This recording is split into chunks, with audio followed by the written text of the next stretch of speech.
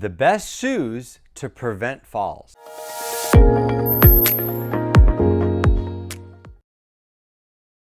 Hi, my name is Doug. I've been a physical therapist for 30 years and I specialize in helping people with balance problems learn to walk again.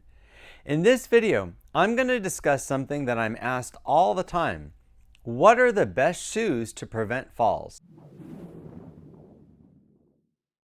Wearing the right shoes can really improve your balance. Ideally, you're most balanced when you're barefoot. That's because your foot is in the most contact with the ground and there's nothing throwing you off balance. Every little bit that your foot is raised off the ground actually makes you more unstable. A lot of people don't believe me about this. They'll come in my office wearing a slight heel or slippers or sandals, something that doesn't even connect to the back of their heel, and they'll tell me that they actually feel the most balance with those particular shoes on. And time again, I've shown people just by demonstrating it to them that when they're wearing their slippers or their sandals or their loose-fitting shoes or high heels, they're really not as steady. And the way I do that is I have them practice balancing on top of air-filled cushions. And what that does is it throws your balance off and it makes it just harder to balance. And what most people find is that when they're barefoot, it's actually the easiest. So being barefoot is not practical. You can't really walk in the community or around, New York City or any community place barefoot, but you do want to find the perfect shoe. And I can tell you right now what that is. Running shoes and people that manufacture running shoes have just spent millions and millions of dollars researching what's the best shoe to make the heel fully stable and not turning in or turning out when your heel hits the ground first. And because of that, running shoes actually can make your balance better. If you have a pair of running shoes on that's tightly fitting, that's snug on you, that's actually probably the best way to improve your balance. But anything else, whether it's loose-fitting dress shoes or slippers or sandals, they're not really connected to your foot the same way, and they don't really stabilize you when your heel hits the ground, and as a result, it makes you more unsteady. Look at slippers, for example. I live in Hawaii. A lot of people wear slippers, and they insist on wearing slippers. The problem with slippers is, first of all, they're not connected to your heel. So when your heel hits the ground, they're actually loose and they can be a little bit in or a little bit out, and that can lead to someone tripping and falling.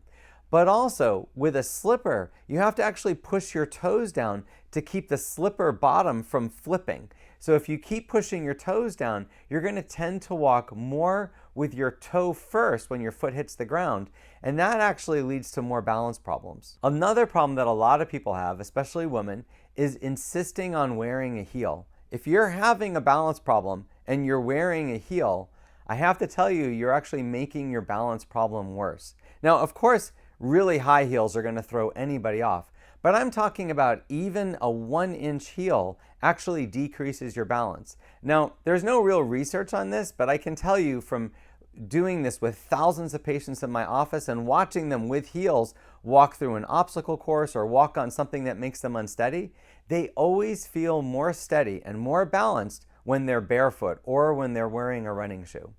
One of the things I recommend for people that have had strokes or head injuries and they actually have a problem lifting their toes or keeping their ankle stable is to switch to using a hiking boot. Hiking boots are designed to keep your ankle very stable. So if you have a slight problem with your foot, rather than giving you an AFO brace or some type of orthopedic brace, I'd rather see the patient use a hiking shoe because those are designed for walking long distances throughout the community and throughout their life. And that actually is better over the long term than wearing a brace. Now, sometimes you have to wear a brace because the deformity or the weakness that you have is so great that a hiking boot or some type of shoe isn't going to overcome it.